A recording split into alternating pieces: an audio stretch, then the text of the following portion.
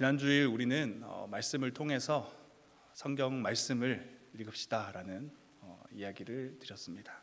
어떻게 한 주 동안 하나님의 말씀을 좀 읽어보셨습니까? 혹시 그러지 못하셔도 괜찮습니다. 오늘부터 다시 또 읽으면 되고, 오늘이 또 어렵다면 내일부터 다시 읽으면 됩니다. 우리는 계속해서 지금 느헤미야 말씀을 살펴보고 있는데요, 오늘 본문의 내용 직전을 살펴보면 느헤미야를 중심으로 진행되었던 예루살렘 성벽 재건이 엘룰월, 다시 말해 여섯째 달 25일에 끝이 났습니다. 그리고 그 다음 달이 오늘 본문의 배경이 되는데 디스리월 일곱째 달입니다. 그런데 이 달은 일곱째긴 하지만 이스라엘 백성들에게는 1년 중 첫 번째 달입니다. 이스라엘 백성들은 한 해가 끝나기 전 오랫동안 힘써왔던 성전과 성벽이 모두 재건되었고, 그렇게 새해를 맞이한 겁니다. 아마 이스라엘 백성들은 지금껏 맞이했던 새해 중 가장 감회가 새로운 새해였을 겁니다. 이런 상황 가운데 이스라엘 백성들이 수문 앞 광장에 모이기 시작했습니다. 예루살렘으로 물을 길어 나르던 성문이라고 해서 붙여진 이름 수문입니다. 이 수문 앞 광장에 이스라엘 백성들이 모였습니다. 그리고 그들은 에스라에게 모세의 율법책, 다시 말해 하나님의 말씀을 읽어줄 것을 요청합니다. 백성들의 요청에 에스라는 율법책을 가져왔고, 듣고 깨달을 만한 남녀노소 모두가 함께 모여 에스라의 입술을 통해 율법책의 내용을 듣습니다. 새벽에 시작된 에스라의 율법책 낭독은 정오까지 계속되었습니다. 이어지는 4절부터 율법책이 낭독되던 수문 앞 광장의 구체적인 모습이 기록되어 있는데요, 에스라는 율법책 낭독을 위해 특별히 마련된 높은 나무단 위에 섰습니다. 그리고 에스라의 왼쪽과 오른쪽에 레위인으로 추정되는 여러 사람들이 섰습니다. 그들이 모두 자리에 서자 에스라는 모든 백성들 앞에서 모세의 율법책을 펴니다. 에스라가 모세의 율법책을 펴자 광장에 앉아있던 모든 사람들이 자리에서 일어납니다. 에스라가 모세의 율법책을 기록하신 하나님을 송축하자 모든 백성들이 손을 들고 아멘 아멘 하며 응답한 후 몸을 굽혀 얼굴을 땅에 대고 하나님께 경배합니다. 본격적으로 하나님의 말씀이 낭독되기 시작하자 이스라엘 백성들 사이에 레위인들이 서서 그 말씀을 백성들에게 설명해주고 깨달을 수 있도록 도와줍니다. 하나님의 말씀이 이해되며 마음 가운데 받아들여지기 시작하자 이스라엘 백성들은 눈물을 흘리기 시작합니다. 그러자 느헤미야와 에스라 그리고 레위 사람들이 이렇게 말합니다. 9절입니다. 오늘은 너희 하나님 여호와의 성일이니 슬퍼하지 말며 울지 말라 하고, 느헤미야가 계속해서 이렇게 또 말합니다. 10절입니다. 너희는 가서 살진 것을 먹고 단 것을 마시되 준비하지 못한 자에게는 나누어 주라. 이날은 우리 주의 성일이니 근심하지 말라. 여호와로 인하여 기뻐하는 것이 너희의 힘이니라. 이어서 레위 사람들도 말합니다. 11절 모든 백성을 정숙하게 하여 이르기를 오늘은 성일이니 마땅히 조용하고 근심하지 말라. 지금 느헤미야와 레위 사람들은 이스라엘 백성들을 향해 같은 말을 반복하고 있습니다. 오늘은 성일, 다시 말해 거룩한 날이니 조용하고 근심하지 말라, 슬퍼하지 말라. 느헤미야와 레위 사람들의 이 말은 굉장히 중요한 내용입니다. 지금 이스라엘 백성들은 그들이 걸어온 지난 모든 삶에, 그리고 그들의 마음속 깊은 곳에 하나님의 말씀이라는 빛이 비춰지기 시작했습니다. 그러면서 그들 가운데 있던 수많은 죄를 발견하게 된 거죠. 하나님 앞에서 자신이 얼마나 큰 죄인이었는지, 그들의 삶이 하나님 앞에서 얼마나 부끄러운지를 깨닫게 된 겁니다. 그러면서 자연스럽게 눈물을 흘릴 수밖에 없었습니다. 후회의 눈물, 절망의 눈물, 좌절의 눈물, 그리고 회개의 눈물이 흐른 겁니다. 이런 이스라엘 백성들을 향해서 느헤미야와 레위 사람들이 더 이상 슬퍼하지 말라라고 말합니다. 다시 말해 말씀의 빛으로 비춰진 추악한 나의 지난 삶, 내 마음속 깊은 곳을 바라보며 거기에 사로잡혀 있지 말라라고 요청하는 거죠. 그 모든 죄에 대해 하나님께서 값을 치르셨다. 이제는 더 이상 큰 죄인이 아니라 하나님 앞에 선 거룩한 주의 백성, 주의 자녀가 되었기 때문입니다. 과거 그들의 조상들의 심각한 죄, 나라가 망하고 이방 땅으로 포로가 되어 끌려갈 만큼 하나님 앞에 심각한 죄를 지었지만 하나님 앞에 회개함으로 이제는 그 죄가 용서받았고 하나님의 거룩한 백성, 그의 존귀한 자녀가 되어 다시 이스라엘 땅으로 돌아왔다는 겁니다. 그러니까 이제 더 이상 슬퍼하지 말고 구원자 되신 하나님, 사랑과 은혜가 한이 없으신 우리 하나님으로 인해서 기뻐하며 그것으로 힘을 내라라고 요청하는 겁니다. 12절입니다. 모든 백성이 곧 가서 먹고 마시며 나누어 주고 크게 즐거워하니 이는 그들이 그 읽어 들려준 말을 밝히 알미라. 다음 날이 되었습니다. 백성의 지도자들이 한자리에 모여서 말씀을 배우기 위해 에스라에게 다시 찾아갑니다. 그리고 그들은 말씀을 보는 가운데 하나님께서 디스리월 일곱째 달에 초막절이라는 절기를 지키라라고 명령하셨다는 걸 깨닫게 되죠. 14절인데요, 이렇게 기록되어 있습니다. 율법에 기록된 바를 본즉 여호와께서 모세를 통하여 명령하시기를 이스라엘 자손은 일곱째 달 절기에 초막에서 거할지니라. 초막절은 하나님께서 오래전 애굽의 노예로 살고 있던 이스라엘 백성들을 구원해내신 것과 광야 40년의 시간 동안 그들을 인도하고 보호하셨던 것을 기억하면서 실제 초막을 짓고 그것을 기념하는 절기입니다. 이스라엘 백성의 지도자들은 초막절을 지키라 하셨다는 그 말씀을 발견하고 즉각적으로 순종합니다. 모든 성읍과 예루살렘에 공포하죠. 산에 가서 갈람나무, 들감나무, 화석류나무, 종려나무 등 여러 나무의 가지를 가져다가 하나님의 말씀대로 초막을 지으라라고 공포합니다. 이스라엘 백성들 또한 지도자들이 그랬던 것처럼 하나님의 말씀을 깨닫게 되자 예루살렘 성 곳곳에 초막을 짓습니다. 17절입니다. 사로잡혀 갔다가 돌아온 회중이 다 초막을 짓고 그 안에서 거하니 눈의 아들 여호수아 때로부터 그날까지 이스라엘 자손이 이같이 행한 일이 없었으므로 이에 크게 기뻐하며.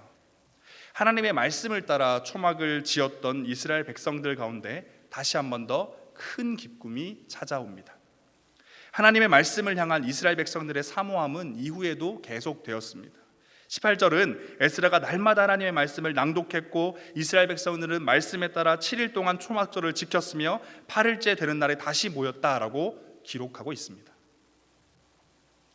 장로 형제 자매 여러분, 오늘 본문의 내용이 여기까지인데요, 오늘 본문은 성벽이 모두 재건된 뒤 이스라엘 백성들 가운데 하나님의 말씀이 임하는 모습을 기록하고 있습니다. 본문의 전체적인 흐름을 정리해 보면 하나님의 말씀을 사모합니다. 모세의 율법을 하나님의 말씀으로 받아들입니다. 그 가운데 하나님의 말씀이 깨달아지고 회개가 시작됩니다. 회개가 끝나자 이스라엘 백성들은 맛있는 음식과 음료를 먹고 서로 나눠주면서 하나님으로 인해 기뻐합니다. 그리고 그것으로 힘을 얻습니다. 이후에 이스라엘 백성들은 깨달은 하나님의 말씀에 온전히 순종하여서 그 말씀대로 행하고 그것을 통해 다시 한 번 더 기쁨을 얻습니다. 사랑하는 창공 모든 형제 자매 여러분, 지난 한 주 동안 저는 이 느헤미야 8장의 말씀을 묵상하고 연구하면서 저는 오늘 본문 속 이스라엘 백성들의 모습, 본문에 기록된 이 모든 과정이 지금 이 시간 우리가 드리고 있는, 그리고 매주 우리가 드리고 있는 예배, 그리고 우리가 매주 모이고 있는 목장 모임이 닮아가야 하는 목표다라는 생각을 하게 됐습니다. 여러분, 오늘 예배, 이 창공 예배에 어떤 마음으로 오셨습니까? 무엇을 기대하며 이 자리에 오셨나요? 오늘 본문 속 이스라엘 백성들은 하나님의 말씀을 사모함으로 말씀 앞에 모였습니다. 에스라에게 말씀을 들려줄 것을 간절히 청했고 말씀이 선포될 때 그들은 귀 기울였습니다. 이뿐만이 아니었죠. 그들은 에스라를 통해 선포되는 모세의 율법을 단순히 이스라엘이라는 나라의 역사가 기록된 책으로 여기지 않았습니다. 그들은 선포되는 말씀을 하나님의 말씀으로, 전지전능한 하나님, 유일한 신이라고 할 수 있는 하나님의 말씀으로 받아들였습니다. 그래서 그들은 에스라가 하나님의 말씀을 펼치자 자리에서 일어서죠. 그들이 두 손을 들면서 아멘을 외쳤습니다. 또 얼굴을 땅에 대고 하나님께 영광을 돌렸습니다. 사랑하는 창공 모든 형제 자매 여러분, 다시 한번 우리 스스로에게 한번 질문해 보길 원합니다. 이 예배의 자리에 어떤 마음으로 오셨습니까? 무엇을 기대하며 이 자리에 오셨나요? 지금 이 시간 우리가 함께 나누고 있는 이 말씀을 누구의 말로 받고 계십니까? 지금 이 시간 우리에게 선포되는 이 말씀에 여러분은 권위를 두고 계신가요? 지난주 말씀 가운데 나누고 그리고 오늘 다시 한 번 더 말씀드리고 싶은 것은 우리 가운데 말씀이 있어야 한다라는 겁니다. 쉽게 말해서 말씀을 읽어야 한다라는 거죠. 그런데 그냥 성경책만 들고 있어서는 안 됩니다. 무언가를 기다리면서 시간 때우기 위해 대기실 소파 옆에 있던 잡지를 보는 것처럼 성경을 봐서도 안 된다라는 겁니다. 말씀에 대한 사모함, 말씀에 대한 갈급함이 있어야 합니다. 또한 이 말씀이 사람의 말이 아니라 전지전능하신 유일하신 하나님의 말씀임을 인정할 수 있어야 합니다. 다시 말해 말씀에 권위를 둬야 한다라는 거죠. 창공 형제 자매 여러분, 지금 우리가 함께 나누고 있는 이 말씀은 천지 만물을 지으시고 지금 이 순간도 그 모든 것을 다스리고 계시는 하나님의 말씀입니다. 어제 쇼핑몰에서 주문한 택배를 기다리는 마음보다 더 큰 마음, 더욱더 사모하는 마음으로 우리는 이 말씀을 봐야 한다라는 거죠. 이 말씀을 기다려야 한다라는 겁니다. 극심한 갈증으로 간절히 물을 찾는 것보다 더욱 간절한 마음으로 우리 앞에 놓인 이 말씀을 바라봐야 합니다. 여러분, 말씀에 대한 간절함이 있길 소망합니다. 오늘 이 예배, 오늘 우리 가운데 선포될 하나님의 말씀에 대한 갈급함이 있길 소망합니다. 뿐만 아니라 지금 이 시간 우리 가운데 선포되는 이 말씀을 사람의 말이 아니라 하나님의 말씀으로 받아들일 수 있길 원합니다. 간절한 마음, 갈급한 마음으로 말씀 앞에 서고 이 말씀을 하나님의 말씀으로 인정하며 받아들일 때 우리가 경험하게 되는 건 첫 번째 큰 기쁨입니다. 이 기쁨은 여호와로 인한 기쁨입니다. 하나님께서는 말씀을 통해 우리의 죄를 발견하게 하시고 그것을 제거하시고 우리를 죄인에서 의인으로 바꾸시죠. 사단의 종에서 하나님의 백성으로 회복시키십니다. 죄 가운데서 점점 더 깊고 어두운 수렁 가운데 빠져들던 우리를 하나님의 전능한 팔로 단번에 끌어올리셔서 우리를 평안과 감격이 있는 반석 위에 세워주시는 겁니다. 결코 채워지지 않을 것 같았던 나의 마음이 하나님의 사랑으로 가득 채워지고 결코 회복하지 못할 것 같았던 내 삶이 하나님의 은혜로 회복되는 겁니다. 그래서 우리는 죄인에서 의인으로, 절망에서 희망으로, 좌절에서 성취로 바꾸신 그 하나님으로 인해 기뻐하게 된다라는 겁니다. 말씀을 사모합시다. 말씀을 하나님의 말씀으로 받아들입시다. 그럴 때 우리는 큰 기쁨을 경험하게 됩니다. 그런데 여러분, 우리가 여기서 주목해야 되는 건 이 기쁨, 말씀을 통해서 얻게 되는 이 기쁨을 나 혼자 누리는 게 아니다라는 겁니다. 오늘 본문은 뭐라고 기록하고 있나요? 12절입니다. 그러자 모든 백성이 가서 먹고 마셨습니다. 그들은 먹을 것을 다른 사람들에게도 주었고 크게 기뻐하며 즐거워했습니다. 그들이 마침내 들은 말씀을 깨달았기 때문입니다. 모든 백성이 먹고 마시며 서로 나누며 크게 기뻐하고 즐거워했다. 여러분, 저는 이 말씀을 묵상하면서요, 우리 창공의 목장이 이랬으면 좋겠다라는 창공 목장에 대한 꿈을 가지게 되었습니다. 하나님의 말씀이 목장 가운데 풍성히 임해서 맛있는 음식과 음료를 함께 나누고 하나님이 허락하신 진정한 기쁨과 진정한 즐거움을 함께 누리는 것, 저는 우리 창공의 모든 목장 가운데 함께 나누는 기쁨과 즐거움이 있길 간절히 소망합니다. 또 우리 창공 모든 형제 자매들이 이러한 목장을 꿈꾸길 소망합니다. 예배 전과 예배 가운데 우리에게 임하여야 하는 건 무엇입니까? 말씀드렸던 것처럼 하나님의 말씀에 대한 갈급함이 필요합니다. 예배 전 그리고 예배 가운데 우리에게 필요한 건 하나님의 말씀을 하나님의 말씀으로 인정하는 것입니다. 그 말씀에 권위를 두는 게 우리 가운데 필요하죠. 그리고 예배 후에 우리 가운데 임해야 하는 건 무엇입니까? 말씀을 통해 경험하게 되는 그 기쁨을 나 혼자 품고 있는 것이 아니라 목장 가운데서 맛있는 음식과 함께 큰 기쁨을 함께 누리는 것입니다.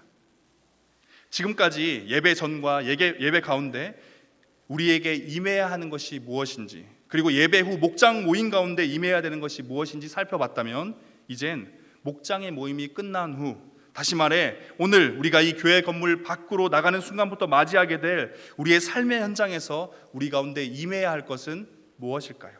그것은 말씀의 순종함을 통한 두 번째 큰 기쁨입니다. 앞서 확인한 것과 같이 이스라엘 백성들은 하나님의 말씀을 듣고 큰 기쁨을 경험했습니다. 그래서 사람들과 함께 맛있는 음식을 먹으며 함께 기뻐하고 즐거워했죠. 그리고 이스라엘 백성들은 거기서 멈추지 않고 들은 말씀을 듣는 것에서 멈추지 않고 삶의 현장에서 그 말씀을 실천했습니다. 말씀에 대한 순종 가운데 그들은 두 번째 큰 기쁨을 경험하게 된 겁니다. 사랑하는 창공 모든 형제 자매 여러분, 예배 가운데 말씀을 깨닫고 목장 가운데 말씀의 깨달음으로 큰 기쁨을 모두 함께 누렸다면 이제 우리는 그 말씀을 내 삶의 현장에서 실천해야 합니다. 하나님께서 우리에게 순종하길 원하시는 그 말씀이 어쩌면 터무니없어 보일지도 모릅니다. 성전과 성벽을 재건해서 이제 어느 정도 회복한 모습인데 예루살렘 성 곳곳에 번듯한 집을 짓는 게 아니라 갑자기 나뭇가지로 초막을 지으라고 하는 건 누가 봐도 터무니없는 일이죠. 이해되지도 않고 합리적이지도 않은 일입니다. 순서에 맞지 않은 일이죠. 하지만 이스라엘 백성들은 순종했습니다. 모든 산으로 가서 나뭇가지를 가지고 와서 초막을 지었습니다. 왜요? 하나님의 말씀이 그러했기 때문이죠. 하나님의 말씀의 뜻이 무엇인지 깨닫자 그들은 초막을 짓기 시작했습니다. 그들은 나뭇가지로 초막을 지으면서 하나님이 그들의 구원자이심을 마음 가운데 다시 한번 되새겼습니다. 그리고 앞으로도 신실하신 하나님만을 온전히 의지하며 살겠다고 결심했습니다. 말씀에 대한 순종 가운데 이스라엘 백성들은 다시 한번 더 큰 기쁨을 누리게 되었죠. 창공 형제 자매 여러분, 직장과 학교와 학원에서 하나님의 말씀이 성취되길 원합니다. 직장 동료 사이에서, 친구들 사이에서, 남자친구와 여자친구 사이에서, 가족 가운데서 하나님의 말씀이 성취되길 원합니다. 아무도 보는 이 없는 그곳에서, 믿는 자 한 명 없는 그곳에서 하나님의 말씀이 성취되길 원합니다. 내 삶의 현장에서 하나님의 말씀이 성취될 때, 하나님의 말씀에 우리가 담대히 순종할 때, 믿음으로 그 말씀을 따라갈 때 우리는 다시 한번 더 큰 기쁨을 경험하게 될 것입니다. 삶의 현장에서 말씀에 순종하는 것, 이것이 마지막으로 우리 가운데 임해야 하는 것입니다. 사랑하는 창공 모든 형제 자매 여러분, 하나님의 말씀을 사모하는 마음으로, 갈급한 마음으로 예배의 자리에 나오길 소망합니다. 선포되는 말씀을 하나님의 말씀으로 받아들일 수 있길 소망합니다. 그리고 예배 후에 이어지는 묵장 모임 가운데서 깨달은 그 말씀을 함께 나누며 모두가 함께 기쁨을 경험할 수 있길 원합니다. 마지막으로 그 말씀을 내 삶의 현장으로 가지고 가서 실천하며 순종하는 가운데 다시 한번 더 큰 기쁨을 경험할 수 있길 소망합니다. 오늘 본문은 말씀이 관통하는 공동체, 말씀이 관통하는 삶에는 기쁨이 가득하다라는 걸 적나라하게 보여주고 있습니다. 그리고 이것이 성도가 살아가는 삶의 방식이다라고 할 수 있죠. 여러분, 세상에서는 결코 경험할 수 없는, 세상은 결코 줄 수 없는 진정한 기쁨이 지금 우리 앞에 놓여 있습니다. 그 기쁨을 경험하는 길은 우리의 예배 가운데, 우리의 목장 가운데, 우리의 삶의 현장 가운데 말씀이 임하는 것입니다. 말씀에 대한 사모함, 말씀에 대한 권위, 말씀에 대한 순종, 기쁨이 가득한 우리의 목장 모임 되길 간절히 소망합니다. 말씀에 대한 사모와 권위와 순종이 있을 때 우리 가운데는 기쁨이 가득한 목장 모임과 기쁨이 가득한 이번 한 주의 삶이 될 것입니다. 이 시간 다 함께 기도하겠습니다.